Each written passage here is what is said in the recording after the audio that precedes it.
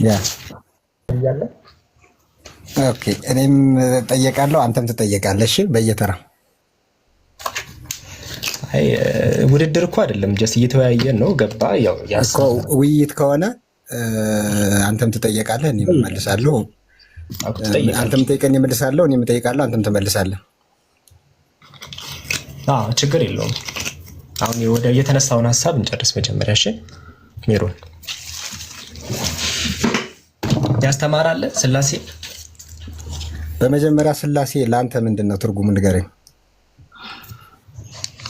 ስላሴ ለእኔ ሳይሆን እናንተ የምታምኑትን አንተ እኮ ነው የምትናገረው። እኛ የስላሴ አማኝ አይደለንም፣ ግን ካነበባችሁት ካልከን እኛ እንዴት ነው የምናምነው ብለህ ልጠይቀኝ ትችላለህ። ኦኬ፣ አይ እሱ መጀመሪያ ትርጉሙ ከሆነ ስላሴ ማለት አንድ መለኮት አለ። አንድ መለኮት በሶስት አካላት መለኮትነቱን ገልጿል። ይህ መለኮት ግን አንድ ነው። ስለዚህ ሶስት ፈጣሪዎች ናቸው ማለት ፈጣሪዎች ብለን ነው።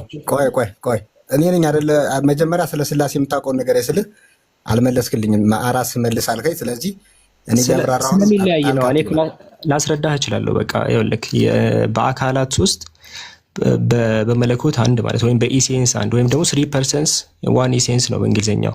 በዚህኛው ደግሞ ሶስት አካል አለ እና ደግሞ አንድ ባህሪ አለ። በባህሪ አንድ፣ በአካል 3 ነው። ሌላ ነገር የለውም። አብ ወላዲ ነው፣ ወልድ ተወላዲ ነው፣ መንፈስ ቅዱስ ሰራጺ ነው። ሌላ ነገር የለውም። ኦኬ ጎበዝ። በመጀመሪያ ደረጃ ስለ አምላክ ከማወቅ በፊት ቆይ ጣልቃ አትግባ። አምላክ ራሱን ለሰው ልጆች በገለጠበት መንገድ ትረዳዋለህ እንጂ አንተ በፈለግከው መንገድ አትቀርጸውም። አንተ በፈለግከው መንገድ ቁጥር ማታወጣለት ገባኝ። ራሱ በገለጠበት መልኩ አንድ ነገር መስማማት ያሳልህ ወይ ታሪክ እንጨርስ። ስለዚህ አምላክ ራሱን በገለጠበት መንገድ ትረዳዋለህ እንጂ አንተ አትቀርጸውም። አንድ ነው፣ ሁለት ነው፣ ሶስት ነው ብለህ ራስህን እንደፈለክ ዲፋይን አታደርገውም። በቃ ችግር የሜሮን በቃ እዚሁ ሚት አድርግ ቁጭ በል። ሌላ ክርስቲያን ጋር እናወራኛ። ምክንያቱም አንተ በቃ በረኛ እኛ ምንም አንልም። ባይዘው እዚህ ላይ ይኸውልህ ተናገረ ብታወራ ምን ብትል ማንም የሚያስገድድህ የሚሰድብህ የሚያባርርህም የሚተችህም ሰው የለም። ስለዚህ ሳትጨናነቅ ነው ማውራት ያለ። ቆይ እያልክኝ ሳናወራ እንትን ሊል ነው። ስለ ስላሴ የሚለውን ዲፊኒሽን ጨረስን አይደለ? ከተሳሳትኩኝ አንተ አርመኝ። እኔ 3 ፐርሰንስ ዋን ኢሴንስ ነው። ስላሴ አብ ወልድ መንፈስ ቅዱስ ሶስት አካላት አንድ መለኮት ነው። በቃ ሌላ ምንም ረጅም እንትን ውስጥ አያስፈልግም። አሁን ወደ እኔ ጥያቄ እንምጣ አይደል? እነዚህ አካላት በእናንተ ትምህርት መሰረት ፈጣሪዎች ብለህ ትጠራቸዋለህ? ፈጣሪዎች ይባላሉ? ፈጣሪ አንድ ፈጣሪ ነው ያለው እኮ። ፈጣሪዎች አይባልም አይባልም። ይኸውልህ አሁን በመጀመሪያ ደረጃ እዚህ ላይ መጀመሪያ ስለ አምላክ ማንነት ስትመጣ ኦርቶዶክስ በቃ አሁን ወደ ውይይቱ ገብተናል። ፈጣሪዎች አይባልም ብሎ ነው። ኦርቶዶክስ ና የትኛውም ልሆን ዞሮ ክርስቲያን ነኝ እኔ። ማስረጃ ለመጣ ነው። የትኛው መጽሐፍ ልክፈትልህ ታዲያ? የፕሮቴስታንቱን ልክፈተው? ያኛው መጽሐፍ ቅዱስ ነው። የክርስትና መጽሐፍ ቅዱስ ነው። ስለዚህ መጽሐፍ ቅዱስን ታወጣለህ በመጽሐፍ ቅዱስና አንተ ደግሞ በምታምነው በቁርአን ማለት ነው። አንዴ የቤተክርስቲያን አባቶችን አትቀበልም አንተ?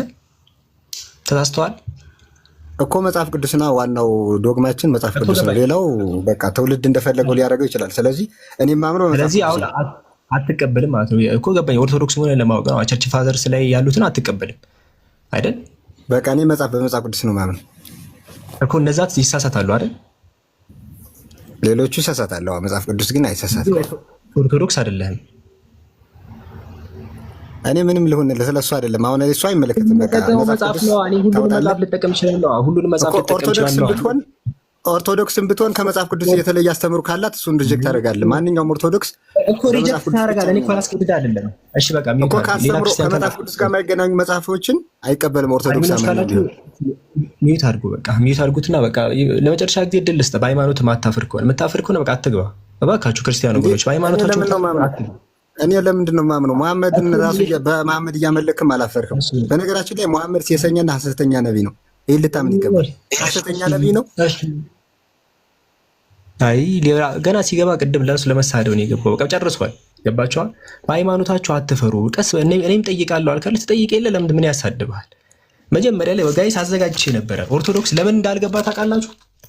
ፈጣሪዎች አይባልም ካለ በኋላ ያው እዚህ ላይ ይሄን ልከፍትበት እንደሆነ ስለሚያውቅ ነው። የእነሱ የኦርቶዶክስ መጽሐፍቶች ላይ ያው እዚህ ላይ እንደምትመለከቱት እዚህ ላይ ምን ብሎ ያስቀምጣል? ያው እንደምትመለከቱት ቅዱስ ስላሴን ይጠቅስና እንደዚህ ፈጣሪዎቻቸው እናንተ እንደመሆናችሁ ይላል።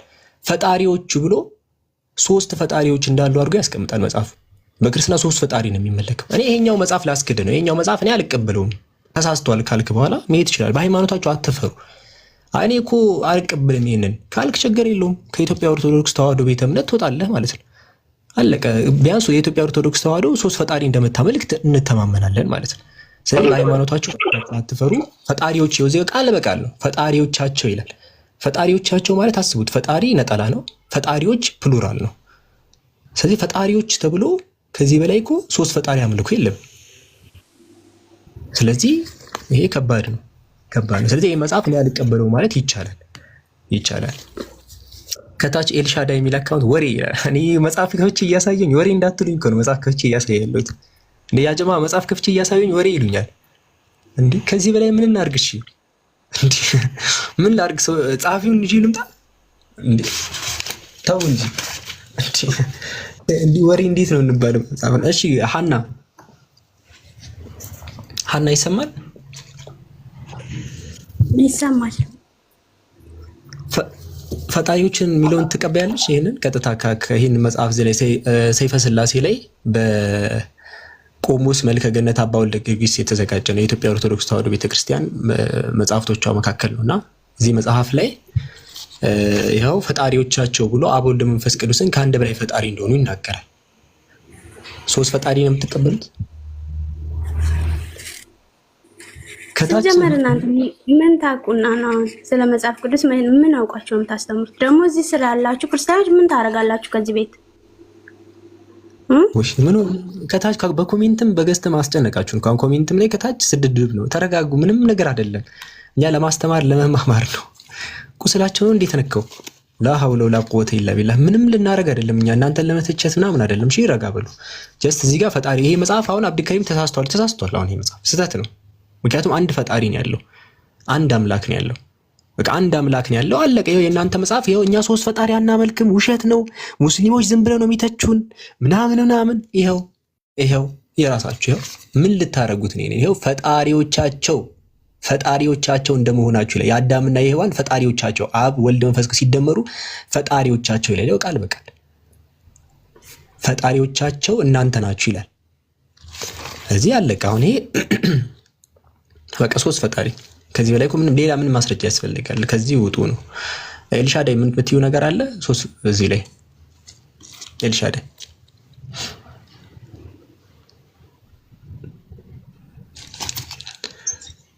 ወደ እስልምና ነው አንድ ፈጣሪ ብቻ የሚመለክበት፣ አንድ ፈጣሪ ብቻ፣ ሶስት ፈጣሪ አይመለክም። አሁን ይሄን ፍጥረት ዓለም ነው የፈጠሩት፣ ሶስት ፈጣሪዎች አይደሉም።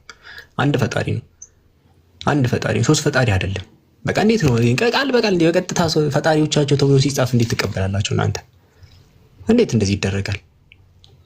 ኤልሻዳይ የምትዩ ነገር አለ? ሌሎቻችሁም ክርስቲያን የሚገባ ሰው ካለ ያው የተጻፈ ነው ማሳያችሁ።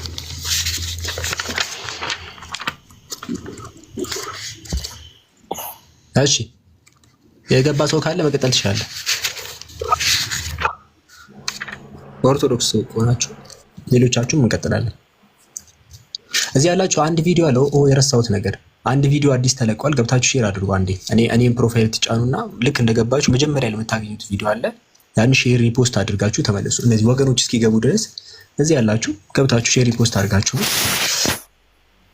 ሁላችሁም እዚህ ያላችሁ ገብታችሁ አንድ ቪዲዮ አለ ሼር ሪፖስት አድርጉ። ልክ እንደገባችሁ መጀመሪያ ላይ የምታገኙት ቪዲዮ ማለት ነው። ከሀጅ ጋር የተያያዘ ያነሱት ጥያቄ ያው የተወሰነ ፖይንት ተባለና፣ እሺ አዲስ የገባው ሰው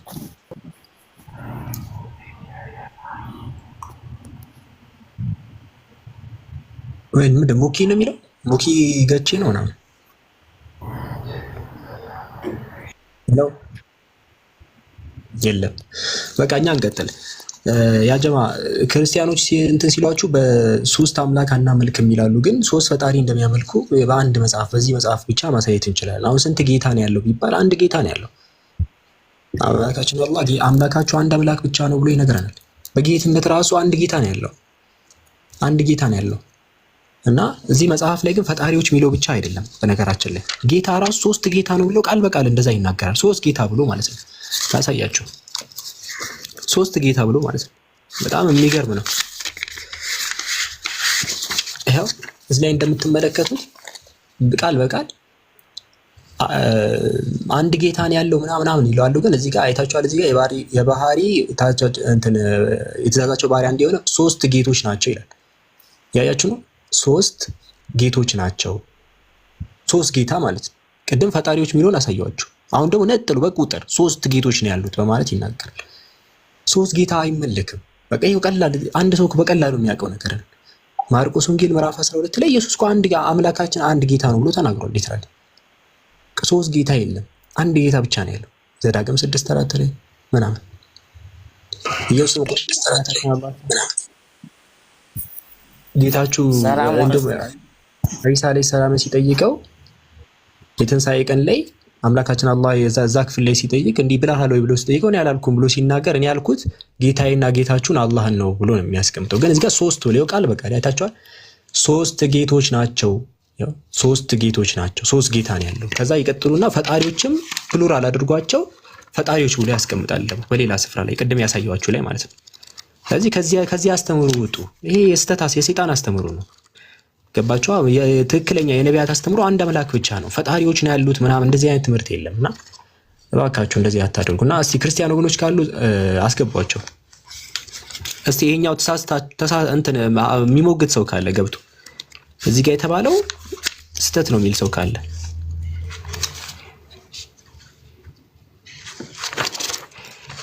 የሚገባ ሰው ካለ አስገቧቸው።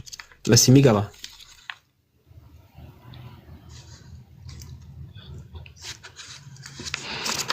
ሰው ካለ እስቲ የሚገባ ፈጣሪዎቻቸው እናንተ ናችሁ ይላል። እስቲ ሌላም የገባ ሰው አለ?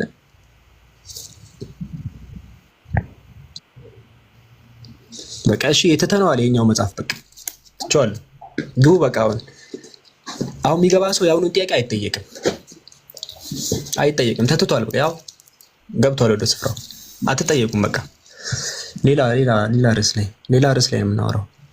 እሺ ዘዋን ሚል የት አለ? ዘዋን ሚል አካውንት እሺ ልግባኔ ይቻላል ገብቼ ነበር። አሁን አስወጥቶኝ ነው ጓደኛ። እሺ ከየት ቤተ እምነት ነው ዘዋን? እኔ ፕሮቴስታንት ነኝ። ያውኑ ትክክል ነው ስህተት ነው አይደለ? ፈጣሪዎች የሚለው 3 ጌቶች አሉ የሚለው ትክክል ነው ብለህ ታምናለህ? እሱን እንተውና የመጽሐፍ ቅዱስ ጥያቄዎች ካሉ ጠይቀኝ። እሺ አሁን ወገናችን አይቀበልም አሁን። እሺ ወደ ያውኖቹን አልቀበልም ካለ ይሄ ከሌላ ቤተ እምነት ስለሆነ ያው ክርስትና እንደምታውቁ የተለያየ ቤተ እምነት ነው። ኦርቶዶክሶች አሉ፣ ፕሮቴስታንቶች አሉ።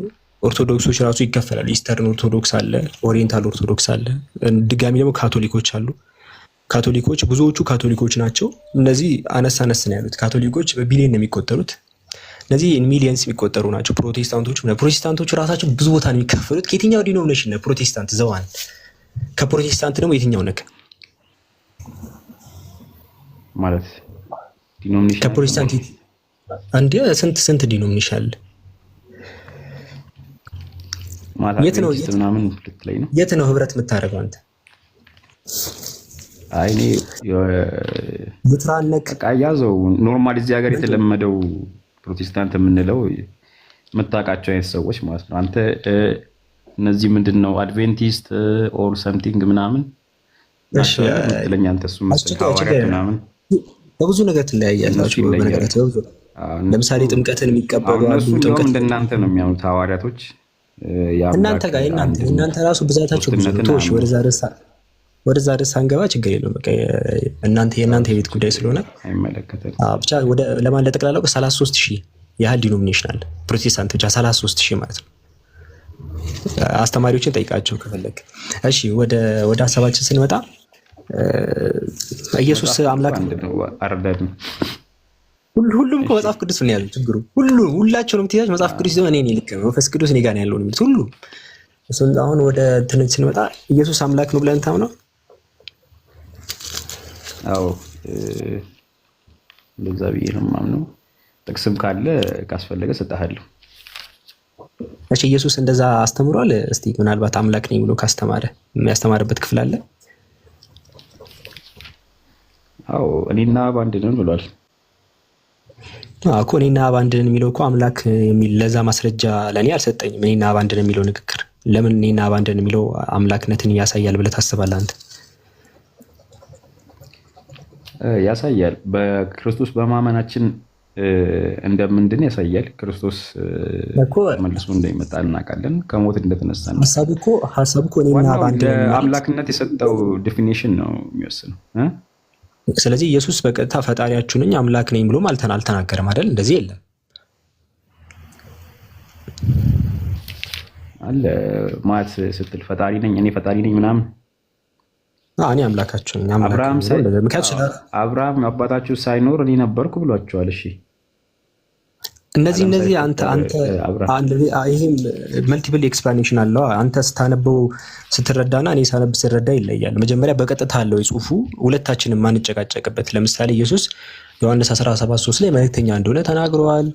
8:40 ላይ ከአምላክ ሰምቶ የሚናገር ሰው እንደሆነ ቃል በቃል እንደዚህ ተናግሯል። አምላክ እንዳለው በቀጥታ ተናግሯል። አንዲስፒዩትድ አንአምቢጌስ ማለት ነው። አሁን የተጠቀስከው እኔና አብ አንድ ነው የሚለው እኔ ሳነበው ለምሳሌ ሐዋርያትን ጥበቃ ላይ ነው አውዱ ላይ ኮንቴክስቱ የሚያወራው የምን አንድነት የሚለው ይወሰናል። አንተ ነው በጭንቅላት ላይ የመለኮት አንድነት የሚለው አንተ ጭንቅላት ላይ ነው ያለው እንጂ እዛ ጽሁፍ ላይ አይደለም ያለው። ካንተ አእምሮ ማይወጣ ከጽሁፉ የሚመጣ ነው ማስረጃ ይፈልግ ነው። አብርሃም ሳይወለድ ነው ያለው የሚለው ስትጠቅስ ለአንተ አምላክ ስለሆነ የሚል ዲፊኒሽን አንተ አእምሮ ላይ ነው የሚመጣው። እኔ ደግሞ እዛ አውዱ ላይ ቁጥር 56 ላይ በህልውና ደረጃ ሳይሆን በትንቢት ደረጃ እንደሆነ ከኮንቴክስት የማንጨቃጨቅበት አለ ወይ? መጀመሪያ እነዚህን ሳንል ከመረዳት ያልመጣ ከጽሁፍ የመጣ ማስረጃ አለ።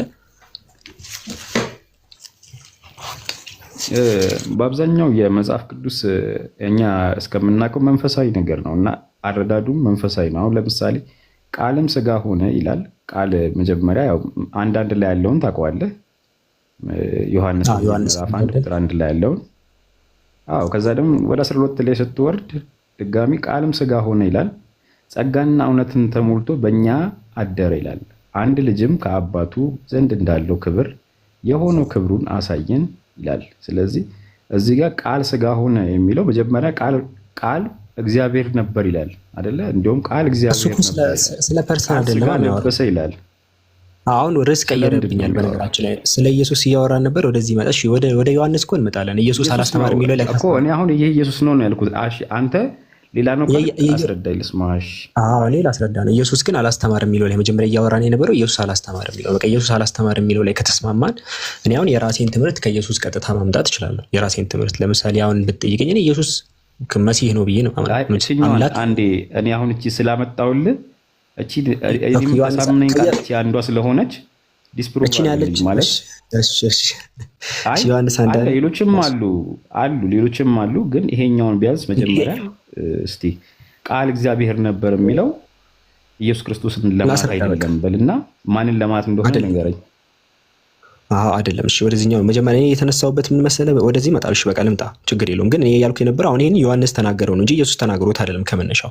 ስለዚህ የኢየሱስን ፓርት እንድንጨርስ ነበር የፈለግኩት። በቃ ኢየሱስ ጋር ያሉት ነገሮች እንትን ካላሉ ኢየሱስ አላስተማርም የሚለው ላይ ከተስማማን እንግዲያውስ ዮሐንስ አስተምሯል የሚለው ላይ ጋር ስንመጣ ዮሐንስም አላስተማረም ከመነሻው። ዮሐንስ ወንጌል ምዕራፍ 1 ቁጥር 1 በመጀመሪያ ቃል ነበረ ብሎ ሲናገር መጀመሪያ እያወራ ያለው ስለ አምላክ ስፒች ነው የሚያወራው። አምላክ ንግግር ቃል የሚለው ሎጎስ የሚለው የግሪክ ቃል ከመነሻው ስፒች ነው። ስፒች አካውንት የሚል ትርጉም ነው ያለው።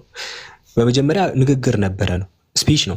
ያ ስፒች በአምላክ ዘንድ ነበረ ብሎ ሲናገር የሆነ አምላክና የእሱ ንግግር የተለያዩ ሁለት የተነጣጠሉ ነገሮች እንደዛ አይደለም። ይሄ አይነት አገላለጽ በመጽሐፍ ቅዱስ የተለመደ ነው። ለምሳሌ የአምላክ አትሪቢዩቶች ተነጥለው ሲቀመጡ ለምሳሌ ኢዮብ ምዕራፍ 12 ቁጥር 16 ላይ ኃይልና ጥበብ በእርሱ ዘንድ ናቸው ይላል። ኃይልና ጥበብ በአምላክ ዘንድ ነው ሲባል የሆነ ኃይል የሚባል የሆነ ጥበብ የሚባል የሆነ አካል አምላክ ለብቻው እንደዚህ አይደለም። ኃይልና ጥበብ በእሱ ዘንድ ተብሎ ሲናገር የእርሱ ባህሪያት ናቸው አትሪቢዩት ናቸው ተብሎ ይጠቀሳል። ስለዚህ በመጀመሪያ ስፒች ነበር። ያ ስፒች በአምላክ ዘንድ ነበር። የአምላክ አንዱ አትሪቢዩት ነው። ከዛ ሁሉ በእርሱ ሆነ አለ። አምላክ ሁሉ ነገሮችን ሲፈጥር በንግግሩ ነው የሚፈጥረው። አትዝለለው። በአምላክ ዘንድ ነበር ብሎ ቃልም እግዚአብሔር ነበር ይላል እኮ። እኮ እዛ ጋር ልመጣልህ እኮ ነው። እግዚአብሔር ስፒች ነበር ነው አይታል መሀል ላይ ባታቋረጠኝ አይታል መሀል ላይ ስለገባ ስለዘለልካት ነው ቃል እግዚአብሔር ነበር የምትለው። ልመለስ ነው እየዘለልኩኝ አይደለም። ኢዮብ ጋርም እኮ ሄጃለሁ ለማብራራት ነው ኢዮብ ጋር ሄድኩት። ለምሳሌ መሀል ላይ አትግባ፣ ያንተን አስረዳኝ። እዚህ ላይ ሁሉ በእርሱ ሆነ የሚለውን ያመጣውበት ምክንያት ስፒች መሆኑን ላሳየ ነው። ምክንያቱም ሁሉ በእርሱ ሆነ ሲል ለምሳሌ ዘፍጥረት 1:3 ላይ አምላክ ብርሃን ይሁን አለ፣ ብርሃንም ሆነ ይላል። ነገሮች ሁሉ በአምላክ ንግግር ነው የሆኑት። ስፒች ነው ያኛው እንጂ የሆነ ኢየሱስን አምላክ እያስመለሰው ነው ማለት አይደለም። አምላክ ይሁን ብሎ የሚናገረው ነው። እንደዚህ ምድር ላይ ያሉ ነገሮች ይብቀሉ ሲል ይበቅላል። ቁርአንም ላይ አምላካችን ላይ ኢዛ ቀደ አምረን ፈኢነማ የቁሉ ለሁ ሁን ይለዋል ይሆናል ያለው ቁርአንም ተመሳሳይ ነው። አምላክ በቃሉ በስፒቹ ይፈጥራል። ስለ ስፒችና ስለ ንግግር እየተወራ ያለው ብርሃን ይሁን የሚለው ታዲያ ምን ኢየሱስ ነው? ስፒች እኮ ነው ይሄ። ስለዚህ አምላክ በዚህ ስፒች ነበረ በንግግሩ ይፈጥራል። ስለዚህ ነው እየተወራ ያለው። ያ አምላክም እግዚአብሔር ነበር ወይም ደግሞ እግዚአብሔርም ቃል ነበረ ነው ባይዘው ወይ ማለት ነው። አቀማመጡ ላይ ማየት እንችላለን። ከፈለክ ኢርሊ የነበሩ ትራንስሌሽኖችን ማየት እንችላለን። ከፈለክ እዚህ ጋር ያሉት መጽሐፍቶችን አንድ መስጂድ አሳይ ይችላል። እግዚአብሔርም ቃል ነው ቃልም እግዚአብሔር ነበር ሁለቱም ይቀመጣል። ታዲያ ምንድነው ልዩነቱ ካልከኝ እግዚአብሔርም ቃል ነበረ ስትል ተናጋሪው ነው የሚል ትርጓሜ ሊሰጥ ይችላል። ከምን አንፃር ካልከኝ በዚህ መልኩ ስለሚቀመጥ ለምሳሌ ካልከኝ ለምሳሌ የሆነ ናሙና ልስጥ። ብዙ ናሙናዎችን ሊሰጥ ይችላል። አንደኛው ዮሐንስ መልእክት ምዕራፍ 4 ቁጥር 8 ላይ እግዚአብሔር ፍቅር ነው ይላል። ለምሳሌ እግዚአብሔር ፍቅር ነው ሲል ከዛ ፍቅር ደግሞ ከእግዚአብሔር ነው ሲል ጀስት አፍቃሪ ነው የሚለውን ነው የሚናገረው እንጂ አምላክ ፍቅር የሚባል ነገር ነው ማለት አይደለም። ስለዚህ በዛው ተናጋሪ ነው የሚለውን ለመግለጽ ይሄ አይነት አቀማመጥ ይቀመጣል። ስለዚህ አዲስ ነገር አይደለም ነው። በዚህ አቀማመጥ የተቀመጠ ትራንስሌሽን ስጠኝ ካልከኝ እኔ በሽ ያውም ከበፊት የነበረው ለምሳሌ ከቨርዳሌ ባይብል አሁን 1535 ላይ ትራንስሌሽን የተደረገ ነው። in the beginning was the word and the word was with God and God was the word ብሎ ነው የሚያስቀምጠው። the word was God was the word ብሎ ያስቀምጣል። ወደ ሌሎቹ ሳትሄድ እዚሁ ጋር እንድትጨርሰው ላቲን vulgate ላይ ራሱ ያስረዳው እኮ ነው የጠየቀኝ መለስኩልህ። ከዛ አንፃር ሳትሄድ እዛችሁ ጋር እንድትጨርሳት ነው እንዴ። አሁን ቃልም ስጋ ሆነ ካለ በኋላ ማለት ነው ወርታች ቁጥር 14 በእኛ ዘንድ አደረ አንድ ልጅም ከአባቱ እንዳለው ክብር ይላል። ስለዚህ ከቁጥር 14 ኢየሱስን አረጋው ቁጥር 14 እንዴት ታረጋዋለህ በለኛ ለመጣ እኮ ነው። ቁጥር 14 ስለ አምላክ ስፒች ነው የሚያወራው። ከላይ ጀምረን ስናወራ ስለ አምላክ ንግግር ነው የሚያወራው። ሁሉ በእርሱ ሆነ ምናምን እያለ ይናገራል። እዚህ ጋር ሲናገር ሁሉ የሆነው በአምላክ ንግግር ነው ብሎ ነው እንትና ይሄ ዮሐንስ እየነገረን ያለው። ስለዚህ ኢየሱስን በቃል እንደተሰራ ሊነገረን ነው። መጨረሻ ላይ ቃልም ስጋ ሆነ ሲባል ለኢየሱስ የተነገረው ንግግር ተፈጸመ ነው። ልክ ሁን በሚለው የተነገረው ነገር ሆነ የሚለውን ለመጥቀስ ነው። እንዴ በዚህ መልኩ ይጠቀሳል እንዴ አብዱከሪም ብለህ ንገረኝ ጠይቀኝ። አዎ ለምሳሌ ሁለተኛ ነገሥት ምዕራፍ 15 ቁጥር 12 ላይ ለኢዩ ልጆች እስከ 4 ትውልድ ድረስ በእስራኤል ዙፋን ላይ ይቀመጣሉ ተብሎ የተነገረው የእግዚአብሔር ቃል እንዲህ ሆነ ይላል። ለምሳሌ የአምላክ ቃል እንዲህ ሆነ ሲባል ይሄ ዙፋን ላይ ሆኑ የሚለው ቃል ወደ ዙፋንነት ተቀየረ ማለት አይደለም። ተመሳሳይ ቃል ነው ግሪኩ የሚጠቀመው ባይዘው ኤግኔቶ ሆነ ነው የሚለው እዛም ጋር ኤግኔቶ ነው የሚለው።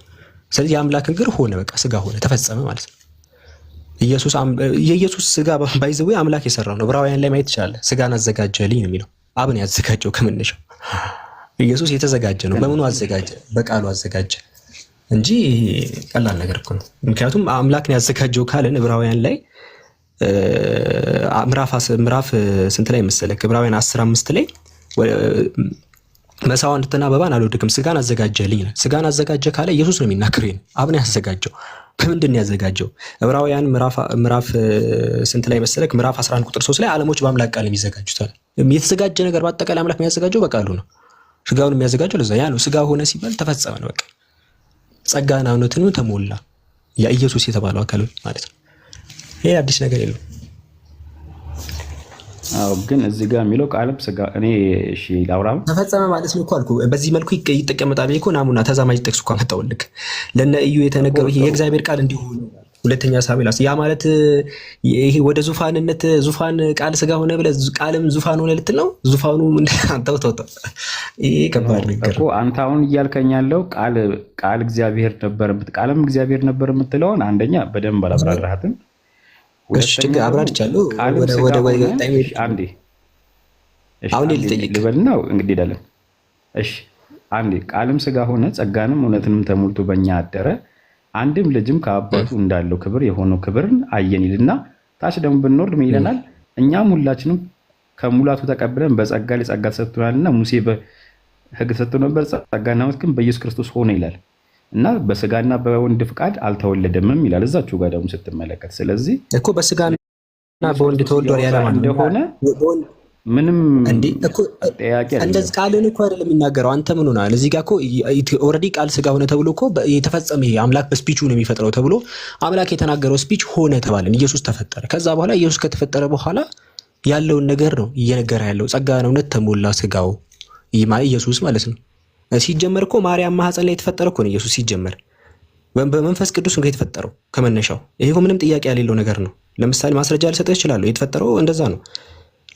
ለምሳሌ ማርያም ማህፀን ላይ ምንድን ያደርገው? መንፈስ ቅዱስ ምንድን ያደርገው? ማርያም ማህፀን ጋር ሄዶ ምንድን ያደርገው? እቺኛዋን ብጨርሳት ጥሩ ነው። አብዱ አይ በቃ ምን እናድርግ መሰለህ? አይ በጨረሳት እኮ እያልኩ እግዚአብሔር ነበር የምትለው በቃ ይቅርታ እግዚአብሔር ነበር የምትለው ዘዋን ይቅርታ ከይቅርታ ጋር ምን እያልከኝ እንደው ታውቃለህ? ዝም ብለህ ታነበዋለህ ነው አንተ። አንዴ ይቅርታ ትለኝና ታነበዋለህ ጽሁፉን። እኔ የሰጠሁት ከቅድም ጀምሮ የሰጠሁት ኤክስፕላኔሽን ለምን ስህተት እንደሆነ የሆነ ወይ ተዛማጅ ጥቅስ አታመጣም ወይ ደግሞ ሊንግዊስቲካሊ የተጠቀምኩ ይሄኛ እኔ ሊንግዊስቲክ ተጠቀምኩኝ ተዛማጅ ትራንስሌሽን ተጠቀምኩኝ። አንተ የኔን ስታፈርስ ምንም የምትጠቀመው ነገር የለም። አንዴ ትልና ጸጋና እውነትን ተሞልቶ በእኛ አደረ ብለህ ራሱን ታነብልኛለህ።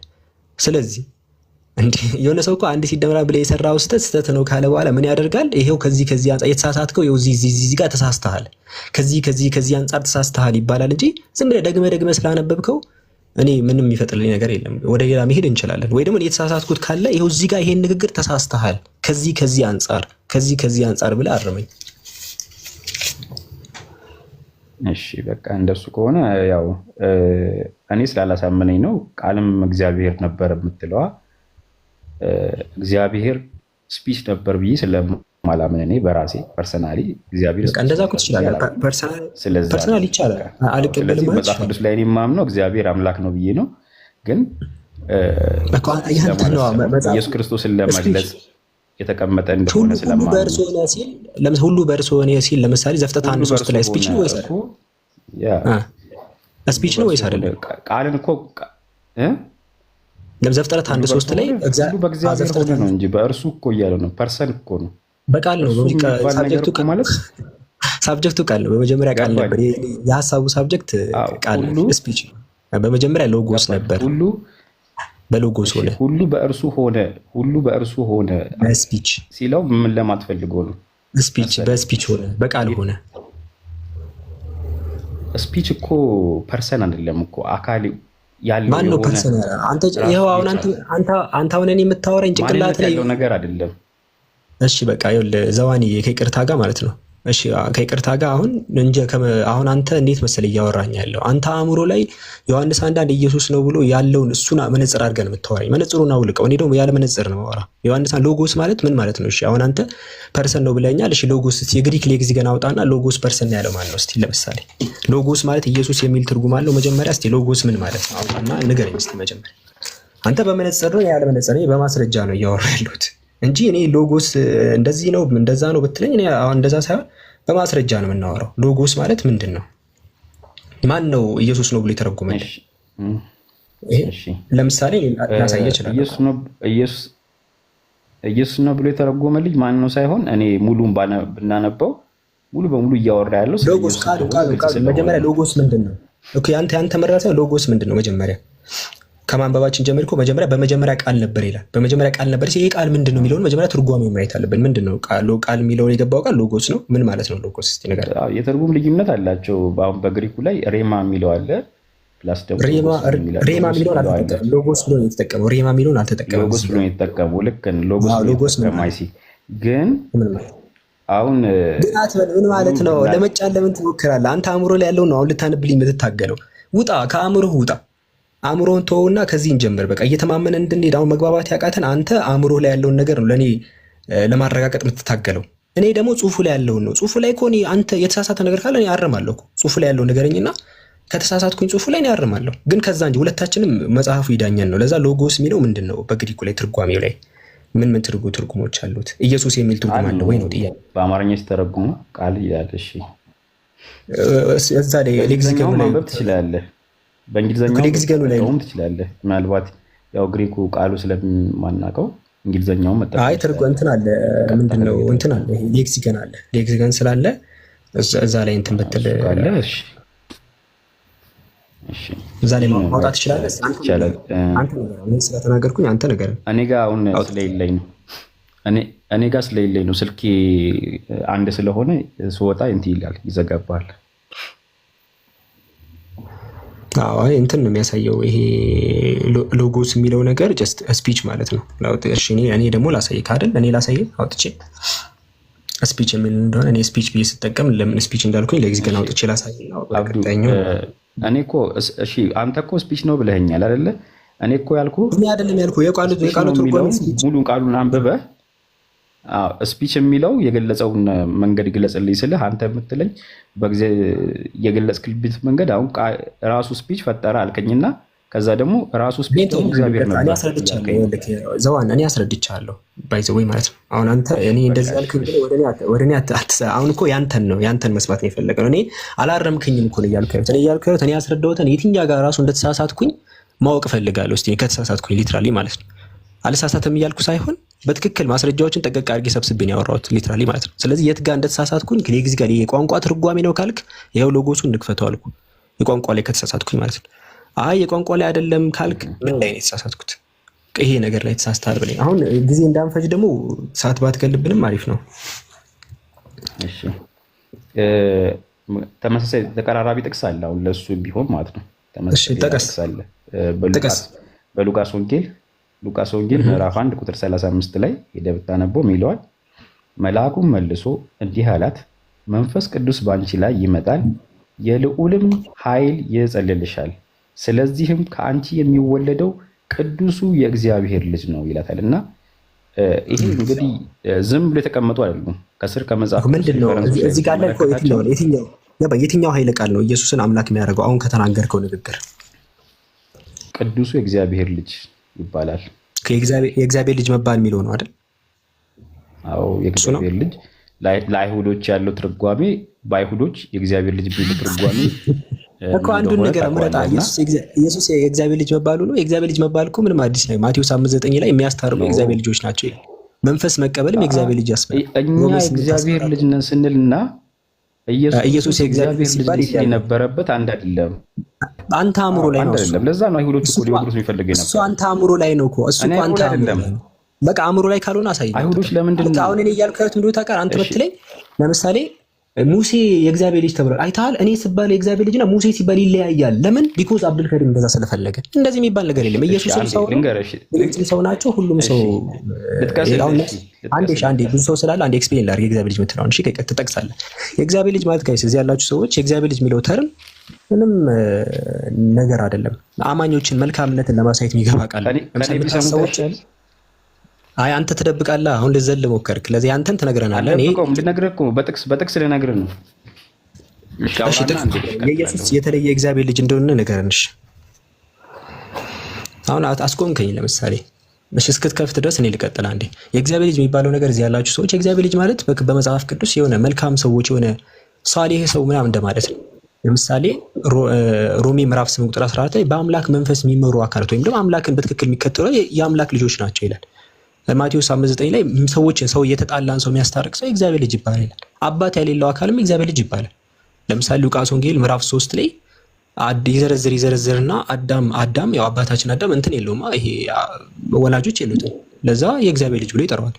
ኢየሱስም ወላጅ ስለሌለው የእግዚአብሔር ልጅ ብሎ ቢጠራው ወይ መልካም ስለሆነ የእግዚአብሔር ልጅ ብሎ ቢጠራው ምንም አዲስ ነገር የለም። ስለ ክርስቲያኖች ምን ይላሉ? የኛ ይለያል፣ የሱ ይለያል ምናምን። ከተለየ አሳዩን። የት ጋር ነው የሚለያል? ፖይንቱ ያ ነው። እሺ አሁን ትግል ላይ ነው ያለ ነው እዚህ ያላችሁ ሰዎች። አሁን የኛን ኢየሱስ ስለ መልእክተኛ መሆኑን ተናግሯል። ሰው እንደሆነ ተናግሯል። አምላክ እንዳለው ተናግሯል። ክርስቶስ እንደሆነ ተናግሯል። በቃ እኛ ምናምነው በግልጽ ተናግሯል። አሁን ችግሩ ክርስቲያኖች የሚያምኑት ነገር እንደዛ አልተናገርኩም። ትግል ውስጥ ናቸው። በቃ እየታገሉ ነው ኢየሱስን አምላክ ለማድረግ የተናገርኩትን ነገር ቀጥል። አሁን ትግል አሁን የእግዚአብሔር ልጅ የሚለው ትርጉም በጣም እንደሚለይ ልንገርሽ። ለምሳሌ ጴጥሮስን ሲጠይቀው የኢየሱስ እንደሚለይ ንገረኝ ዘዋን ተወውና ኢየሱስ ሌሎች ሰዎች ከተባሉት ይለያል። የሱ ልጅነት ይለያል። ጅማሮ የለውም የኢየሱስ ልጅነት። አዎ ጅማሮ የለውም እንደሚለይ እኮ ልነግርህ እኮ ነው። ካዳመጥከኝ ልንገርህ። ለምሳሌ ይኸውልህ ዮሐንስ ወንጌል ምዕራፍ 20 ቁጥር 31 ላይ ሂድሽ እርሱ ክርስቶስ የእግዚአብሔር ልጅ መሆኑን ታምኑ ዘንድ ይህ ተጽፏል የሚለው ነው በጭንቅላቴ ከያዝኩት። በቃ ጎበዝ። ስለዚህ ነገር ግን ኢየሱስ እርሱ ክርስቶስ የእግዚአብሔር ልጅ እንደሆነ ታምኑ አምናችሁም በስሙ ሕይወት ይሆንላችሁ ዘንድ እኮ ነው። አምናችሁም እኮ ታዲያ ኢየሱስ ጻድቅ መሆኑን ታምኑ ዘንድ የእግዚአብሔር ልጅ ማለት እኮ አልኩ። የእግዚአብሔር ልጅ ማለት መንፈስ የተቀበለ ማለት ነው። ሌላ አዲስ ነገር የለውም። መንፈስ የተቀበለ ማለት በአምላክ ለምሳሌ ነው። ሮሜ 8:14 ላይ ጳውሎስ ምን አለ መሰለኝ? በእግዚአብሔር አባባ ብለን የምንጠራበት መንፈስ ተቀበላችሁ ለዛ የእግዚአብሔር ልጆች ናቸው አለ። ኢየሱስ እኮ መንፈስ ተቀብሏል። ሉቃስ ወንጌል ምዕራፍ 4 ቁጥር 17 ላይ የጌታ መንፈስ በእኔ ላይ ነው አለ። አምላክ መንፈስ ከተቀበልክ የእግዚአብሔር ልጅ ትሆናለህ። ምንም አዲስ ነገር አይደለም። ይሄ ምንም አዲስ ነገር አይደለም። አባት ያሌለውም አካል እግዚአብሔር ልጅ ይባላል። የኢየሱስ ልጅነት ኢንፋክት ጅማሮ አለው። ይሄን ላሳየህ እችላለሁ። የጸጋ ልጅነት በነገራችን ላይ የጸጋ ልጅነት ነው ይሄ ጅማሮ የሚኖረው። የባህሪ ልጅነት ጅማሮ አይኖረው። የኢየሱስ ልጅነት ግን ጅማሮ አለው። ለምሳሌ ዕብራውያን ላይ ማየት ይችላል። አንተ ልጅ ነህ እኔ ዛሬ ወለድኩ ብሎ መዝሙር ላይ ያለውን ነገር ይጠቅሳል። የኢየሱስ ልጅነት ከአብ ወለድኩ ብሎ የነገረው ጅማሮ አለው። እውነት እላችኋለሁ ድንጋይ ትቆፍራታላችሁ፣ ድንጋይ ቆፍራችሁ ብትታገሉ ላይ ኢየሱስ አምላክ አይሆንም። ቀጥል የፈለግከውን ያህል ማለት ያስረዳልኝ ነው። እኔ እኮ አሁን እየገለጽኩልህ እኮ ነው። አሁንም እኮ አምናችሁ በስሙ ትድኑ ዘንድ እኮ ለሰው አይባልም እኮ ወንድሜ። ይሄ እኮ ለማንም ሰው ለጳውሎስም አልተባለም፣ ለማንም ለመዳን ነገር ይሄ የተባለው ለኢየሱስ ክርስቶስ ብቻ ነው። አይደለም ለኢየሱስ ክርስቶስ ብቻ ነው የተባለው። አይደለም ስለመዳን አንዴ መድኃኒት አይደለም እያወራሁልህ ያለሁት እና ታዲያ ሌላ ምንድን ነው? በስሙ ይኸውልህ በስሙ ሕይወት ይሆንላችሁ ዘንድ ነው ያልኩህ። እንደዚህ የተባለ የለም። ሁለቱንም ልንገራ። የመጀመሪያው አምላክ በመጀመሪያ ደረጃ መድኃኒት ሲባል አለ። አንደኛ ጢሞቴዎስ ላይ አለ ሁሉን ማዳን የሚችል አምላክ በባህሪው አዳኝ ነው። በባህሪው ግን ከዛ በኋላ መድኃኒቶችን ደግሞ ይልካል። ለምሳሌ ዘፍጥረት 45:6 ላይ ለምሳሌ ዮሴፍ መድኃኒት ተብሏል፣ አዳኝ ተብሎ ማለት ነው። መሳፍንት 3:9 ላይ አምላክ እንደውም ይሄ ጎቶሊያን መድኃኒት አድርጎ አስነስቶታል። መድኃኒት ተብሎ ቀጥታ ማለት ነው ተደረገው ላይ ለምሳሌ የኢየሱስ ግን ሐዋርያት ሥራ 2:36 ላይ ለሐዋርያት ሥራ ምዕራፍ 5 ላይ ይሄ ቁጥር 31 ላይ ካያችሁ መድኃኒት እንዳደረገው ይናገራል። በመደረግ የመጣ ነው አምላክ መድኃኒት አድርጎት። ይሄ መድኃኒትነቱ ግን ራሱን ማዳን የሚችል ራሱ አይደለም። ዮሐንስ ወንጌል 12:27 ላይ ወንድም አሁን ያንተ እንደውን ታውቃለህ፣ ከመጽሐፍ ቅዱስ ላይ የምትፈልገውን ታምናለህ፣ የምትፈልገውን አታምንም። ችግሩ እሱ መድኃኒት መደረጉን አምነህ የእግዚአብሔር አምላክ አይደረግም አይዘው አዳምጠኝ። የእግዚአብሔር ልጅ እንደሆነና አምነህ በስሙ ግን ሕይወት ማግኘትህን ግን ማመን አትፈልግም። ሌላ ለኛ ጊዜ አይደለም አይተናገረው ገባ። በቃ ኢየሱስ አሁን አምላክ ነው አይደለም የሚለው ላይ ነው። አምላክ መድኃኒት አይደረግም። አምላክ ሰዎችን መድኃኒት ያደርጋል እንጂ እሱ አይደረግም። ማንንም ያደርገው እሱ። ኢየሱስ ግን መድኃኒት ተደርገዋል። መድኃኒት ተደርገዋል። እነ ዮሴፍ መድኃኒት ተደርገዋል። መድኃኒት አምላክ በቀጥታ ራሱ መድኃኒት ነው፣ ግን ሰዎችን መድኃኒት እያደረገ ይልካል። አሁን መድኃኒት አይደረግም፣ ህይወት ነው ያልኩት። ህይወትም ተቀብሎ ነው ያለው። እሺ ልንገርህ፣ ኢየሱስ ራሱ የሚሰጠውን ህይወት ተቀብሎ ነው። ዮሐንስ ወንጌል ምዕራፍ 5 ላይ እኔ ህይወት እንዲሆንላችሁ እንዲበዛላችሁ መጣሁ ብሏል እኮ ልንገርህ፣ ዮሐንስ ወንጌል ምዕራፍ 5 ቁጥር 26 ላይ ከራሱ አይደለም አብ በራሱ ህይወትና ለወልድም በራሱ ህይወት እንዲኖረው ሰጥቶታልና ይላል። ኢየሱስ ህይወት ተቀብሎ ነው። እኔ ህያውነቴ ራሱ ከአብ የተነሳ ነው ብሎ ተናግሯል። ህያው አብ እንደላከኝ እኔ ከአብ የተነሳ ህያው እንደመሆን ብሎ ማለት ነው። የኢየሱስ ህያውነት ራሱ አምላክ ላይ ጥገኛ የሆነ ነው። አረ በፈጠረ እኔ እነዚህ ጥቅሶች ምን ልስጥሽ? ምን ልስጥ ከዚህ በላይ? አሁን እኮ ናዳን እያልኩ እኔ አልድንም። እኔ ነኝ እኮ እየሰጠ እኔ እያስረዳሁ እኮ ነው። ታዲያ አሁን ኢየሱስ ህይወት ይተቀበል። እሺ ልጨምርልህ፣ አንድ ጥቅስ ደግሞ ልጨምርልህ። እሺ ጨምር። እሺ አንድ ልጨምርልህ። የሐዋርያት ሥራ ምዕራፍ 8 ቁጥር 36 አንብቡ። ምን ይላል? እሺ አንብብልኝ አንተ። እሺ ምን ይላል መሰለህ? በመንገድም ሲሄዱ ወደ ውሃ ደረሱ። ጃንደረባውም እነሆ ውሃ እንዳልጠመቅ የሚከለክለኝ ምንድን ነው አለው። ፊልጶስም በፍጹም ልብህ ብታምን ተፈቅዶልሃል አለው። መልሶም ኢየሱስ ክርስቶስ የእግዚአብሔር ልጅ እንደሆነ አምናለሁ አለ ይላል። ስለዚህ መዳን ማመን የምትለዋ በምን ላይ የተመሰረተች እንደሆነ እዚህ ጋር ተናግሯል። መልሶ በኢየሱስ ክርስቶስ የእግዚአብሔር ልጅ እንደሆነ አምናለሁ አለ። ስለዚህ ለመልስልህ ለዚህ አሁን ምን የሚካድ አይደለም። ለአንተ እንትን ያልከው በመጀመሪያ ደረጃ እዚህ ክፍል ላይ ኢየሱስ የእግዚአብሔር ልጅ መሆኑን እመኑ ነው የሚለው እንጂ እግዚአብሔር መሆኑን ነው የእግዚአብሔር ልጅ መሆኑን ነው። ኦልራይት የእግዚአብሔር ልጅ የሚለውን እኮ አልኩህ እኮ። የእግዚአብሔር ልጅ ማለት ለምሳሌ ዮሐንስ ወንጌል ምዕራፍ 8 ላይ ካያችሁ ቁጥር 40 ላይ አይሁዶችን ኢየሱስ ምን አላቸው? ከአምላክ ሰምቼ የምነግራችሁን ሰው ልትገሉኝ ትፈልጋላችሁ? አብርሃም እንደዚህ አላደረገም አለና ከዛ ዝቅ ብሎ ቁጥር 44 ላይ ወደ ታች ዝቅ ስትል እናንተ የአባታችሁን የዲያብሎስን ስራ ታደርጋላችኋል፣ እርሱ ከመጀመሪያው ነፍሰ ገዳይ ነው አለ። ስለዚህ ነፍሰ ገዳይ ስለሆነ አይሁዶች አባታቸው ዲያብሎስ ነው ማለት የዲያብሎስ ልጆች ናቸው በባህሪ ማለት አይደለም። ተግባርን አመልክቶ የሚገባ ነው። አንድ አካል አምላክን የአምላክ የተላከ ከሆነ የእግዚአብሔር ልጅ ሊባል ይችላል በመጽሐፍ ቅዱስ። ደግሞ የሰይጣንን ስራ የሚሰራ ከሆነ የዲያብሎስ ልጅ ይባላል። አይሁዶችን ኢየሱስ የእናንተ አባታችሁ ዲያብሎስ ነው ሲላቸው ወልዷቸዋል እያለ ነው? አብሶሉትሊ ኖት። ስለዚህ ኢየሱስ የዲያብሎስ ሐሰተኛ ሳይሆን ትክክለኛ መሆኑን የሚያምን የእግዚአብሔር ልጅ ማለት ትክክለኛ መንገድ ላይ ያለ መሆኑን የሚያምን አካል እንትን ብሏል ነው። ሌላ አዲስ ነገር የለውም። ኢየሱስ ክርስቶስ ነው። ሌላ ነገር እሱን ታምናለህ ነው። አንተ አሁን ኢየሱስ ክርስቶስ የእግዚአብሔር ልጅ እንደሆነ ታምናለህ? የእግዚአብሔር ልጅ የሚለውን ቃል አልጠቀምም። የእግዚአብሔር ልጅ የሚለውን ቃል አሁን የእኛ እምነት እሱ ነው። ሂድን ሚሴጁ ካልተቀበልከው ችግሩ እሱ ነው አይደለም። ኢየሱስ የእግዚአብሔር ልጅ ሲባል ሂድን መልእክቱ የውስጥ መልእክቱ የእግዚአብሔር የባህሪ እንትንን ይሄ ኦንቶሎጂካል ሳይሆን ኦንቶሎጂካሊ አይደለም የሚያወራው። ለምሳሌ አዳም የእግዚአብሔር ልጅ ሲባል ኦንቶሎጂካል አይደለም። ኢየሱስ የእግዚአብሔር ልጅ ሲባል ኦንቶሎጂካል አይደለም። አምላክን መከተል ከሆነ እኛ ሙእሚን ብለን እንጠቀመዋለን። ለምን የእግዚአብሔር ልጅ የሚለውን እንጠቀማለን? እናንተ አበላሻችሁት። የእግዚአብሔር ልጅ የሚለውን ተርም አጠቃቀም እንደዛ እንጠቀምም። ተበላሽቷል። ይሄ ነገር ትክክል አይደለም። ግን አማኝነትን ለመጥቀስ ለምሳሌ አይተህ ከሆነ እርሱ ክርስቶስ የእግዚአብሔር ልጅ ነው ብሎ የሚያምን ሁሉ ከእግዚአብሔር ተወልዷል ይላል ዮሐንስ መልእክት ላይ። ቁጥሩን ኤግዛክትን አላስታውስኩትም አልያዝኩትም፣ ላወጣው እችላለሁ። ግን ክርስቶስ ነው ብሎ የሚያምን ሁሉ ከእግዚአብሔር ተወልዷል ይላል። አሁን ይሄ ክርስቶስ ነው ብለህ ስታምን ከእግዚአብሔር ተወልዳል ማለት አማኝ ሆነሃል ማለት ነው። ሙእሚን ሆነሃል ማለት ነው። አሁን እኛ በመጽሐፍ ቅዱስ መሰረት ካየነው እኛ ክርስቶስ ነው ብለን ነው የምናምነው። እንደዛ የሚያምን አካል ከእግዚአብሔር ተወልዷል ማለት ያው ሙእሚን ሆነዋል ማለት ነው። አዲስ ተርሙን ትጠቀሙታላችሁ እንደ ኢስላም አንጠቀመው። ለምን? ትክክለኛ አገላለጽ ስላልሆነ ብለን ነው እንጂ ሂድን መልእክቱ ግን ኢየሱስ አማኝ ነው። በጣም ባሪያ የአምላክ ባሪያ ነው። አምላክን ደስ የሚያሰኝ ባሪያ ነው። እኔ አይደለም ያልኩት፣ ኢሳይያስ 42:1 ላይ እግዚአብሔር ራሱ ነው ያለው። እሺ በቃ አብዱልከሪም እንግዲህ አሁን እኔ ብዙ ማስረጃዎች አምጥቼ እላለሁ። ኢየሱስ የእግዚአብሔር ልጅ ነው ምናምን የሚሉ ብዙ አምጥቼ እላለሁ። ከዚህም በላይ ጨምርልኝ ካልክ ጨምርልሃለሁ። እኔም ነግሬሃለሁ።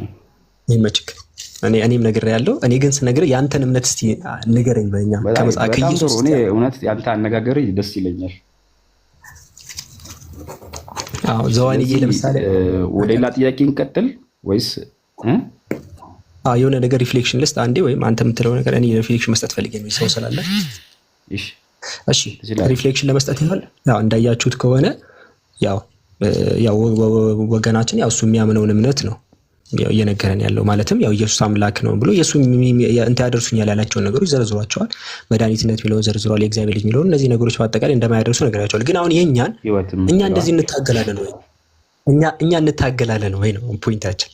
ሀቅ እውነት ካላችሁ ትታገላላችሁ ሲባል እውነት ያለው ሰው አይታገልም። ለምሳሌ እኔ አሁን ምንም ሳልን ማለት ኢየሱስ ምንድነው የምታምነው? ሰው ነው ብዬ ነው የማምነው። አልታገልም። እኔ ዮሐንስ ወንጌል ምዕራፍ 8 ቁጥር 40 ላይ ኢየሱስ ከአምላክ ሰምቼ የምነግራችሁ ሰው ነኝ፣ በቃ አለቀ። ኢየሱስ እኛ አምላክ የላከው መልእክተኛ ነው ብለን እናምናለን። ዮሐንስ 17:3 ላይ ብቻ እውነተኛ አምላክ ይሁን አንተን አለና የላከውን ኢየሱስ ክርስቶስ አለ። ብቸኛ እውነተኛ አምላክ ላከኝ አለ፣ አለቀ። ጭቅጭቅ ክርክር ያለው ኢየሱስ እኛ አንዱ አምላክ ነው የላከው። አምላክ ራሱ ለኢየሱስ ሁሉ አምላኩ ነው እንላለን። ሌላ አዲስ ነገር ዮሐንስ 20:17 ላይ ኢየሱስ ራሱ አምላክ አለኝ። እኛ ኢየሱስ አምላክ የመረጠው መሲህ ነው። በግሪኩ መሲህ ማለት ያው መሲህ የሚለው በግሪኩ ባይዘው ክርስቶስ ነው። ሌላ አዲስ ነገር የለውም። ክርስቶስ ማለት ያው መሲህ ማለት ነው። እሺ ይዛል መሲህ ማለት ነው። ክርስቶስ ማለት ኢየሱስ ራሱ ክርስቶስ ነኝ አለ። ዮሐንስ ወንጌል ምዕራፍ 4 ላይ ዋለት የሚወጥቀዳው ጋር የተገናኙ ሰዓት ላይ ሲያዋራት መሲህ ይመጣል ስትለው እኔ የምናገርሽ ነው እርሱ ነኝ አላት። ክርስቶስ ነኝ አለ። እኛ የምናምነው ሁሉ ኢየሱስ አስተምሮት ተናግሮታል። ችግሩ እነሱ የሚያምኑትን ጭራሽ አልተናገረውም። ለዛ ይሰቃያል። በቃ እሺ ይሰቃያል። እንደሱ አይደለም። አንተ የምታምነው አለማመኔ ሳይሆን እኔ መጽሐፍ ቅዱስ የሚለውን በሙሉ አምኛለሁ እኮ። እኔ እኮ ጠቀስክልኝ በስሙ ሕይወት ይሆንላችሁ ዘንድ ይህ ተጽፎላችኋል ስላለኝ እኔ ደግሞ በስሙ ሕይወት ይሆንልኛል ብዬ አምኛለሁ። ያ ነው። ሌላው ደግሞ ምንም እሺ፣ በስሙ ሲባል በስሙ የሚለው አንዴ ላውራና ጨርስልህ። እሺ አውራሽ አንዴ ላውራ እና ሌላው ደግሞ ምንም አይነት ምንድን ነው ያልከው? ጭንቀት ነው ያልካት ቃሏ ቅድም እንዴ መታገል እንጂ ከዚህ በላይ መታገል አለ እንዴ? ምንም ትግል የለብኝም ማልክ። በእውነት ለመናገር እኛም ትግል የለብንም፣ እግዚአብሔር ይመስገን። ምንም ሳይታገል በጸጋ እንኖራለን ብለን ነው የምንኖረው። በጸጋ መኖር እኮ ትግል ስለት ህይወት እንደተሰጠን ዘዋንዬ ኢየሱስ እንትን ያደርግ የማስረጃን ትግል ያልኩ ውሸት የማስረጃ ትግል ይጠይቃል። እሺ ማስረጃ ስላልክ አሁን በቃ እንቀጥል። አሁን ብዙ ስለሰጠሁበት ባለመግባባት እንግባባና እንሂድ። የማስረጃ ትግል ስለ አሁን እኔ ቃል በቃል የማምነውን ነገር ከኢየሱስ ነው አምጥቼ የጨረስኩት። አንተ ከቅድም ጀምሮ ስታገል የነበረው እንዲህ ማለት እንደ ዮሐንስ 10:30 ያው እኔና ባንደረን ሲልኩ እንዲህ ማለት ነው ስትል አሁን ዮሐንስ 8:58 ጥቅስ ከዛ ዮሐንስ 1 ስትል ከዛ በኋላ የመዳን ምክንያት የሆኑት ሁሉ ነገርኩ መጽሐፍ ቅዱስ ላይ ያሉትን። እሺ አሁን ይልጠይቅ። አሁን እኔ አየት በረኛው ነበር ሰብከኝ። እሺ አሁን ይልጠይቅ ትግል አይደሉም። እሺ አይ አንዴ አንተ ጠይቀውኛልና እኔ ምንም አልጠየኩም እኮ በረኛ ነው የነበርኩት። አንተ ጥቅስ ስታመጣ ስመልስ እኔ በረኛው ነኝ ማለት ነው። አንተን እኮ ወደዛ ክርስትና እኮ እንዴት እንዲህ ሊሆን ይችላል ብዬ አልጠየኩም። ከእናንተ ደግሞ ለመጠየቅ ነው። ከእስልምና ደግሞ ልጠይቅ አንድና ወደ እኔ ደግሞ ትመለሳለህ። እሺ የተወሰነ እቺ ርዕስን ጠይቃት። እኔ ጠያቂ ሆኜ አንዴ ልጠይቅህና እኔ አሁን ቁጭ ብዬ ተሰባክት አንተ እየሰበክ እኔ ዲፌንደር ሆኜ ነበረው። ቅድም ከነበረችው ላይ አንድ ልጠይቅና ከዛ በኋላ እንቀጥላለን። ምክንያቱም በዚህኛው ጋር የተያያዘ ርዕስ ስለሆነ እናንተ ጋር እሺ ትቀጥላለህ አልኩህ። አሁን አንተ ስታወራ እኔ መላሽ ነበርኩኝ። ልጠይቅህ ስጨርስ ጠይቅሃለሁ ብዬ ነበር ስጠብቅ የነበረው። አሁን እኔ አንተን ደግሞ ልጠይቅህ ከማስረጃ ውጭ የሆነ ነገር ሌላ ርዕስ አይደለም፣ ራሱ ርዕስ ላይ ነው። ራሱ ርዕስ ላይ ልጠይቅህ ምን ትላለህ? እሺ ኦኬ በቃሽ፣ ቀጥልሽ፣ ችግር የለውም። እኔ አንድም ጠይቅ ነበረሽ፣ ችግር የለውም። አዎ ትጠይቃለህ፣ ራሱ ርዕስ ላይ ነበር። መሀል ላይ ቁርአንን ባስገባላችሁ እሱማ ይገባል። ርዕሱ ተቀይሮብንማ እንዲህ አይሆንም። ራሱን ጨርሰህ ነው። እሺ ቀጥልሽ። ኢየሱስ ስንት ፐርሰንት ነው? ኢየሱስ ስንል እስቲ አሁን ይሄ መጽሐፍ ላይ ያለውን ነገር ጨረስን። ያው መጽሐፍ ላይ አይታችኋል ምንም ነገር። እሺ ያው እሱ የሚለውን ነገር ብሏል። ኤኒዌይስ ሌላ ነገር አለ።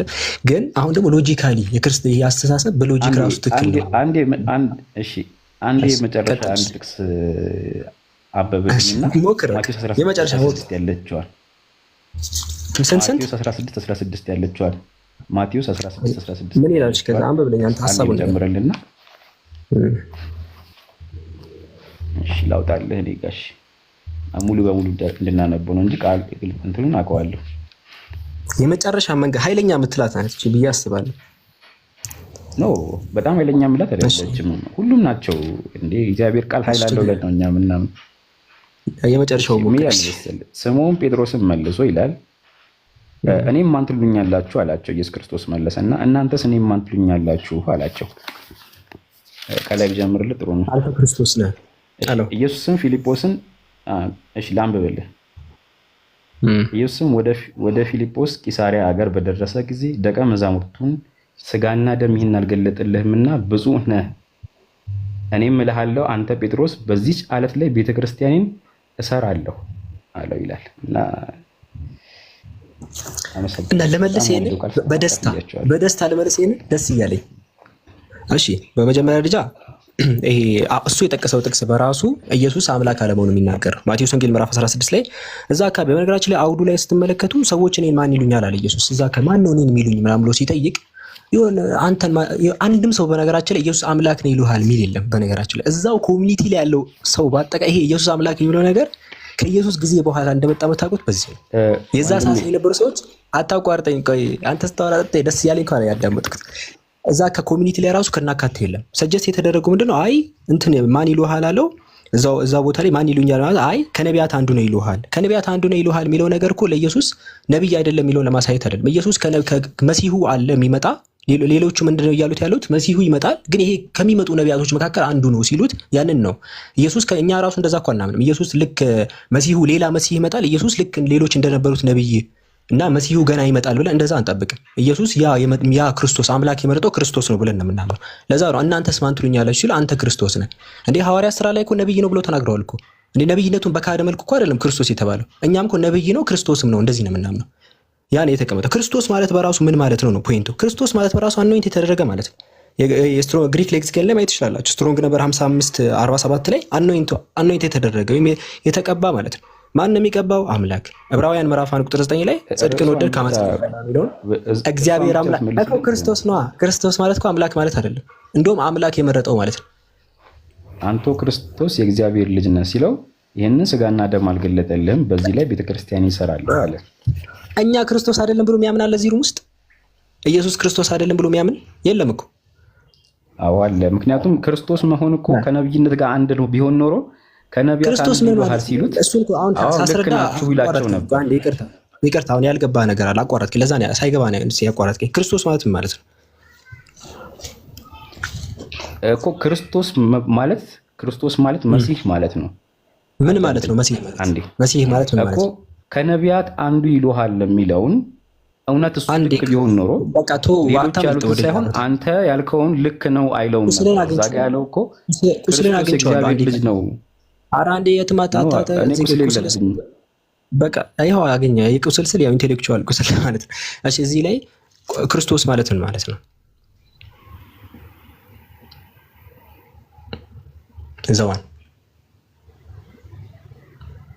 ዘዋን ክርስቶስ ማለት ምን ማለት ነው?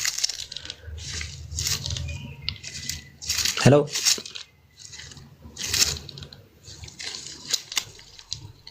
እሺ በቃ እሱ እስኪመጣ በነገራችን ላይ እዛ አውድ ላይ የተናገረ ያለው ሰዎች እኔ ማን ይሉኛል ሲል ኢየሱስ ራሱን ማረጋገጥ የፈለገው መሲህ መሆኑን ነው። ሌላ አዲስ ነገር የለውም። ተሳስታላችሁ። ኢየሱስ ክርስቶስ አይደለም ካላችሁ እኮ እንዴ ሌላ የራሱ ክህደት ነው እኮ። በነገራችን ላይ ነቢያቶች ሙሴ ነብይ ነው። ለምሳሌ ሌሎች ነቢያቶችም አሉ። እነዛ አካላት ክርስቶስ አይደሉም። አምላክ ይሄ እንትን ያለው የመረጠው አካል ማለትም መርጦ የሚልከው አካል ያ አካል አልነበረ። ክርስቶስ መሲህ አኖይንት የተደረገው ነው። ኢየሱስ ማረጋገጥ የፈለገው ያን ነው። ከነቢያት አንዱ ነው ይልሃል። ያ ማለት አይ ክርስቶስ ገና ሊመጣ ነው የሚል አሁን ለምሳሌ ፈሪሳውያን ዮሐንስ ወንጌል ምዕራፍ 1 ካያችሁ ሶስት ነገር ነበር ይጠብቁና ኤልያስን ይጠብቁ ነበረ፣ መሲሁን ይጠብቁ ነበረ፣ ያ ነብይ ይጠብቁ ነበረ። ስለዚህ ልክ እንደዛ ኢየሱስም ከነቢያት አንዱ ነው ብሎ አልፈው መሲሁን ድጋሚ ወደፊት እንዲጠብቁት አይፈልግም። ለዛ ከነቢያት አንዱ ነው ይሉሃል ሲሉ እናንተስ እምነታችሁ ሙሉ ለማወቅ እናንተስ ማን ትሉኛላችሁ? አይ አንተ ክርስቶስ ነህ። ማቴዎስ ወንጌል ላይ ነው በነገራችን ላይ የተጨመረው አንተ ክርስቶስ የሕያው እግዚአብሔር ልጅ ነው የሚለው። ማርቆስ ላይ ካያችሁት አንተ ክርስቶስ ነህ ነው። ሉቃስ ላይ ካያችሁ በአምላክ የተቀባህ ነህ ብሎ በዛው ወይ ነው የሚያስቀምጠው። በአምላክ የተቀባ ማለት በራስ እኔ ሰው ለአላህ ብላችሁ አንድ ሲደመር አንድ ላይ እንዴት ነው የሚሳሳተው? ይሄ ከአንድ ሲደመር አንድ የባሰ ነው። ከአንድ ሲደመር አንድ ማለት ነው። ምክንያቱም ክርስቶስ ማለት የተቀባ ማለት ነው። የተቀባ የሚለው ተርሙ በራሱ ቀቢና ድርጊት ፈጻሚና ድርጊት የሚፈጸምበት አካል መኖር አለበት። መመረጥ ወይም ደግሞ አኖይንት ያደረገው አካል ማን ነው ቢባል አምላክ ነው አኖይንት ያደረገው። ዕብራውያን 1:9 ላይ እግዚአብሔር አምላክህ ብሎ አምላኩ እንደቀባ ያስቀምጣል። ሐዋርያት ሥራ ምዕራፍ 10 ቁጥር 38 ላይ አምላክ ኢየሱስን በኃይልና በመንፈስ ቀባው ብሎ ያስቀምጣል። አኖይንት አድራጊ ያስፈልጋል። ያ ነው አኖይንት ሲደረጉ የነበሩ ሰዎች አልነበሩም? ከዚህ በፊት ነበሩ። ለምሳሌ አንደኛ ሳሙኤል ምዕራፍ 24 ቁጥር 6 ላይ እግዚአብሔር እንደቀባው ሳውልን ያስቀምጣል። የሚነግሱ ሰዎች ይቀባሉ። ዳዊትና ዘሮቹ ተቀብተዋል። ሁለተኛ ሳሙኤል ምዕራፍ 22 ቁጥር 51 ላይ። ስለዚህ አኖይንት ለመደረግ ቀቢ መኖር አለበት። አምላክንስ የሚቀባው አካል አለ? የለም። አኖይንት መደረግ አያስፈልገው። ምክንያቱም በባህሪው እርሱ አምላክ ስለሆነ ማለት ነው። በባህሪው እርሱ ኃያል ስለሆነ። ለምንድን ነው ኢየሱስ መቀባት ያስፈልገው? በኃይልና መንፈስ ያስፈልገዋል። ለምሳሌ ማቴዎስ ወንጌል ምዕራፍ 12 ላይ አጋንንትን በእግዚአብሔር መንፈስ ስለሚያስለቅቅ ካልሆነ አይችልም። ሐዋርያት 10:30 በእግዚአብሔር በኃይልና መንፈስ ተቀባው ካለ በኋላ እየዞረ ዲያብሎስ ምንድነው ጂኒ ያዛቸውን ሰዎች ያስለቅቅ ነበር ይልና እግዚአብሔር ከሱ ጋር ነበርና ብሎ ያስቀምጣል። ማስለቀቅ አይችልም። ሐዋርያት ማቴዎስ ወንጌል 12:28 ላይ ይጠቀማል። ለትራንስፖርቴሽን ይጠቀማል። ለምሳሌ በመንፈስ ኃይል ወደ ገሊላ ተመለሰ ምናምን ይላል። ሰዎች ውስጥ ያለውን ለማወቅ ይጠቀማል። ስለዚህ እነዚህ ነገሮች ዊክነስ ስላለበት አምላክ ለዛ ድጋፍ ይሰጠዋል። አኖይንት ያደርግ ቀባው ነው። አምላክንስ የሚያግዘው አለ? የለም። ምክንያቱም በባህሪው እርሱ አምላክ ስለሆነ ነው። ይት አለ። እሺ ሰላም አለይኩም። ሰላም ወራህመቱላሂ ወበረካቱ። በነገራችን ላይ ይሄ ክርስቶስ የሚለውን አንደኛው ዮሐንስ መልእክት ምዕራፍ 2 ቁጥር 21 ላይ ኢቨን ምንድነው የሚለው ክርስቶስ አይደለም ብሎ ኢየሱስን የሚክድ ሰው በቀር ውሸታም ነው እያለ ይናገራል። ክርስቶስ ኢየሱስ ነው እያለ ራሱ ይናገራል ማለት ነው። ምንም እንትን የሚል ነገር አይደለም። ይህ ምንድነው መሲህነት ወይም የተቀባን መሆኑን እንትን ባይብል ላይ ራሱ የተገኘ ነው ያለ ነው። በጣም ብዙ ቦታዎች ላይ የሚጠቀስ ጥቅስ ነው። ሌላው አውፎ በሉኝና አነስ ቪዲዮ ፖስቷል እና አካውንቱን እየገባችሁ ኮፒ ሊንክ አድርጉት እና ደግሞ ሪፖስት አድርጉ። እሺ ፎሎ አድርጉት። ደግሞ አውፎ በለኝ አቡኪ ቀጥል። አይ እዚህ አሁን እሷ የጠቀሰችው ጥቅስ ላይ ራሱ ምንድነው ክርስቶስ ነው ብሎ ከሚክዱ ላይ ማን አለ ብሎ ምናምን ወይም እንደዛ ብሎ ሲያስቀምጥ ከቅድሙ ንግግር ጋር የሚገናኘው ምንድነው? እናንተስ ማን ትሉኛላችሁ ብሎ ሐዋርያትን ሲጠይቃቸው ኖ አንተ ልክ እንደ ነቢያቶች ነብይ ነህ ምናምን። ነብይ እኮ ነው ኦፍ ኮርስ፣ ግን ያ የሚጠበቀው መሲህ አይደለም ካሉትማ ሌላ መሲህ ገና ሊጠበቅ ነው ማለት ነው። ሌላ ሊሆን ነው። ዜርፎር አይ ኢየሱስ ክርስቶስ አይደለም ብሎ የሚክድ ለምሳሌ አይ ነብይ ነው ግን ክርስቶስ ደግሞ ገና ሊመጣ ነው ብሎ ካሰባችሁ እዛ ጋር ችግር ነው እዛ ጋር ማለት ነው። እዛ ያንን እንትን ለማለት ነው። እኛም ኢየሱስ ክርስቶስ ያ መሲህ ነው ብለን ምናምነው። ስለዚህ ያንን ነው እንትን ማለት የሚያስፈልገው። ሁሱ መታሃል። ሁሱ ካለክ ጄክ ጄክ ማለት ያው የሆነ ሰው የሆነ እውቀት የሚያውቅ ከሆነ በቃ እንደ ጄክ አይደል? ጄክ ሰላም አለይኩም አውዱ። ኧረ እኔ ምን አውቃለሁ ተው እንጂ። የሆነ ሰው ደግሞ አውዱ እንዳትሉኝ ብለሃል። በቃ የሆነ ሰው ሃይማኖቱን ማወቅ ካለበት እንደ ጄክ ነው። በቃ እንደ ጄክ ይወቅ ነው ብላችሁ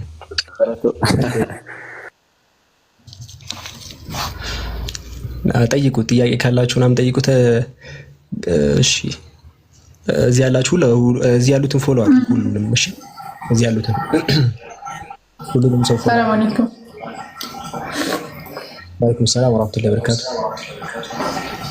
አይ አብዱል ከሪም ቪዲዮ ፖስት አድርጓልና ገብታችሁ ኮፒ ሊንክ እና ሪፖስት አድርጉልኝ። አነስም እንደዚሁ ቪዲዮ ፖስቷል እና ገብታችሁ ቫይራል እንዲወጣ ሪፖስት አድርጎላቸው ጄክንም አነስንም እንደዚሁም እንትና ማን ነው ማሂርንም አብዱል ከሪምንም ጀስሚንንም ሁላቸውንም ፎሎ አድርጓቸው።